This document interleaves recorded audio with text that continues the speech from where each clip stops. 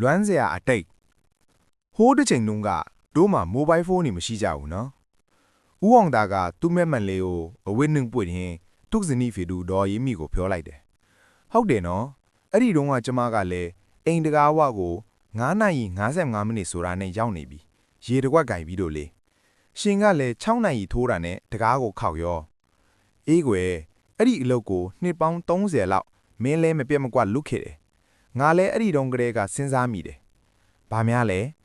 မင်းရေတကွက်ခလာလို့ငါရောက်လာတာလားငါရောက်လာလို့မင်းရေတကွက်ခလာတာလားပေါ့ကြမ်းကြမ်းဖန်ဖန်ရှင်လာမှာမို့ကျမကရေအသင့်ခတ်ထားတာအဲ့ဒီတုန်းကမင်းပြောတာရှိသေးလေဗါတဲ့မောင်အမောပြီးတောက်လိုက်ဟုံးဆိုတာလေအိုရှင်ရဲ့ရှက်เสียဟုတ်တယ်အဲ့ဒီလိုရေလေးတကွက်အပြုံးလေးနဲ့ကြိုးဆိုတာကိုသဘောကျလုံးလို့လေ6နာရီဆိုတာနဲ့အိမ်တကားခောက်နိုင်အောင်လုပ်ခဲ့တာလေရှင်မှတ်မိသေးလားပင်စင်မယူခင်ကစီးကြိုမထီသေးဘူးလေအဲ့ဒီတုန်းကထမင်းကျွင်းထဲကိုရှင်ကြိုက်တတ်တဲ့ပူရင်တို့စနွဲမခင်းတို့တာကူပင်တို့အချိုတဲဖို့ထဲဖေးတာလေမှတ်မိတယ်အဲ့ဒီအချိန်ကိုလွမ်းတယ်ခုတော့အဲ့ဒါတွေစားလို့မရတော့ဘူးငါလဲအိမ်ပြန်လာရင်မင်းကြိုက်တတ်တဲ့မဝင်ခါဝယ်လာပေးတယ်လေသူတို့နှစ်ယောက်အိမ်ရှိဝရန်တာတွင်ထိုင်ရင်အတိတ်ကိုလွမ်းမောနေကြတယ်ခုတော့ပင်စင်လဲယူပြီးပြီတားတွေသမီးတွေလည်းတယောက်မှအိမ်မှာမရှိကြတော့ဘူးနောက်ဆိုတော့မင်းနဲ့ငါနှစ်ယောက်ပဲကြံခဲ့တော့တယ်ရှင်ငင်းနေမိုင်းလမ်းရှောင်အောင်မလားရှောင်းမယ်လေ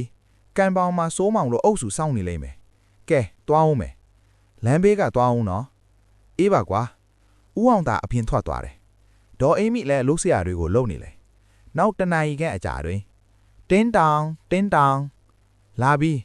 ဒေါ်အိမ်မိတငါးသွားဖွင့်သေးတယ်ရိုက်တိုင်းပဲကောဘာလဲရိုက်တိုင်း6နာရီအတိဖလန်ရောက်တယ်လေအဲ့ဒီတော့ဘာဖြစ်တယ်လဲဘယ်မှာလဲကော်ဖီဘာကော်ဖီလဲကျမကိုဖုန်းခေါ်တာမရလို့စာပုတ်ထားတယ်လေဖုန်းကအတန်ပစ်ထားတယ်ပြီးတော့အိတ်ခမ်းထဲမှာကော်ဖီတစ်ခွက်လောက်နှက်ထားပါ6နာရီအတိပြန်လာမယ်လို့စာပုတ်ထားတယ်မကြည့်မိပါဘူးဒါနဲ့ကျမမာလိုက်ကမဝင်ကားရော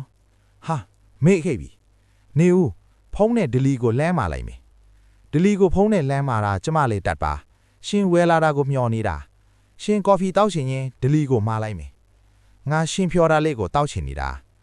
ဟင်းအဘိုးကြီးကတော့